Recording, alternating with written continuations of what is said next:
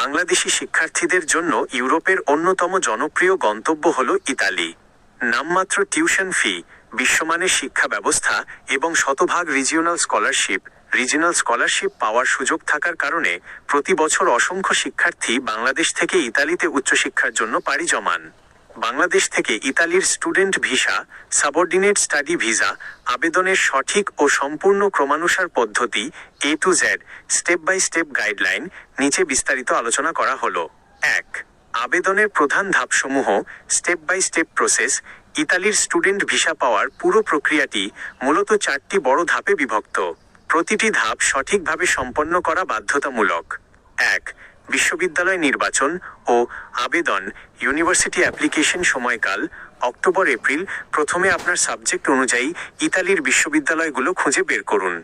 বিশ্ববিদ্যালয়ের অফিসিয়াল ওয়েবসাইটে গিয়ে প্রয়োজনীয় documents, certificate, transcript, CV, LOR upload করে আবেদন করুন। আবেদন সফল হলে তারা আপনাকে একটি অফার লেটার, অ্যাডমিশন লেটার প্রদান করবে। 2. ইউনিভার্সিটালি প্রি এনরোলমেন্ট সময়কাল এপ্রিল-জুলাই। অফার লেটার পাওয়ার পর ইতালির সরকারি পোর্টাল ইউনিভার্সিটালিতে একটি অ্যাকাউন্ট খুলতে হবে। সেখানে আপনার ব্যক্তিগত তথ্য, অফার লেটার এবং শিক্ষাগত যোগ্যতার কাগজপত্র আপলোড করে নির্দিষ্ট ইউনিভার্সিটির জন্য প্রি এনরোলমেন্ট সাবমিট করতে হবে। ইউনিভার্সিটি এটি যাচাই করে ভেরিফাই করলে আপনার পোর্টালে summary PDF form D generate হবে। এটি ভিসার মূল অনুমতিপত্র। 3. ডকুমেন্ট লিগ্যালাইজেশন ও DOV সংগ্রহ সময়কাল মে-আগস্ট। আপনার শিক্ষাগত যোগ্যতার সব মূল সার্টিফিকেট ও ট্রান্সক্রিপ্ট প্রথমে শিক্ষা বোর্ড, শিক্ষা মন্ত্রণালয় এবং পররাষ্ট্র মন্ত্রণালয় MOFA থেকে সত্যায়িত করতে হবে। এরপর ঢাকাস্থ ইতালি দূতাবাস বা তাদের নির্ধারিত এজেন্সির মাধ্যমে এগুলোকে ইতালিয়ান ভাষায় অনুবাদ, ট্রান্সলেশন এবং লিগ্যালাইজেশন করাতে হবে। এর ভিত্তিতে দূতাবাস আপনাকে DOB ডেক্লারেশন অফ ভ্যালু দেবে, যা ইতালিতে আপনার ডিগ্রির সমতা প্রমাণ করে। বর্তমানে কিছু ইউনিভার্সিটি DOB এর বদলে CIMEA সার্টিফিকেটও গ্রহণ করে। 4. VFS গ্লোবালে ভিসা ফাইল সাবমিট সময়কাল জুলাই-অক্টোবর। ইউনিভার্সিটালি সামারি এবং হাতে পাওয়ার পর আপনাকে ঢাকায় অবস্থিত VFS গ্লোবাল ইটালি সেন্টারে ভিসা আবেদনের জন্য অ্যাপয়েন্টমেন্ট বুক করতে হবে। অ্যাপয়েন্টমেন্টের দিন সমস্ত প্রয়োজনীয় ডকুমেন্টস এবং ফিনান্সিয়াল পেপার সহ সশরীরে ফাইল জমা দিতে হবে। 2. ভিসা আবেদনের জন্য প্রয়োজনীয় কাগজপত্রের ডকুমেন্ট চেকলিস্ট। VFS এ ফাইল জমা দেওয়ার সময় নিচের কাগজপত্রের মূল কপি এবং 2 সেট ফটোকপি সাথে নিয়ে যেতে হবে। ভিসা আবেদন ফরম সঠিকভাবে পূরণকৃত এবং স্বাক্ষর করা D type national visa application form. Passport অন্তত 2 বছর মেয়াদ থাকতে হবে এবং ন্যূনতম 2টি খালি পাতা থাকতে হবে। ছবি সদ্য তোলা 2 কপি পাসপোর্ট সাইজের সাদা ব্যাকগ্রাউন্ডের ছবি। ইউনিভার্সিটালি সামারি পোর্টাল থেকে ডাউনলোড করা verified pre enrollment form. Offer letter বিশ্ববিদ্যালয় থেকে প্রাপ্ত অফিসিয়াল অ্যাডমিশন লেটার। শিক্ষাগত যোগ্যতা ODOV শিক্ষা মন্ত্রণালয় ও পররাষ্ট্র মন্ত্রণালয় কর্তৃক সত্যায়িত সার্টিফিকেট, ট্রান্সক্রিপ্ট এবং মূল DOV বা CIMEA স্টেটমেন্ট।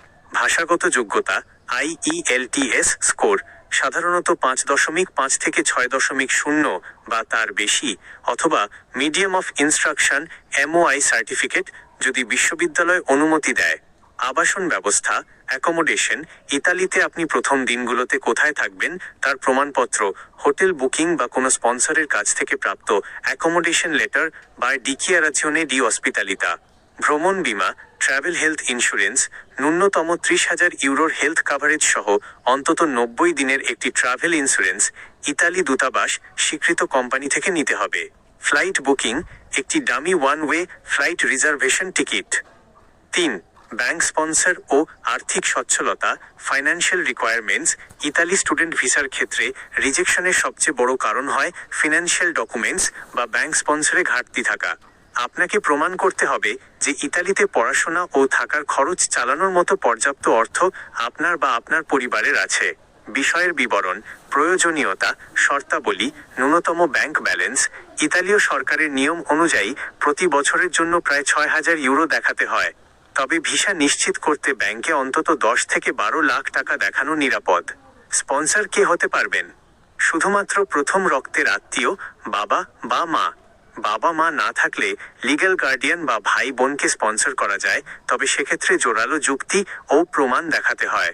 ব্যাংক স্টেটমেন্টের মেয়াদ: অ্যাকাউন্টটি অন্তত 5 থেকে 6 মাস পুরনো হতে হবে এবং টাকাটা হঠাৎ করে অ্যাকাউন্টে না ঢুকিয়ে নিয়মিত লেনদেন ট্রানজ্যাকশন দেখাতে হবে।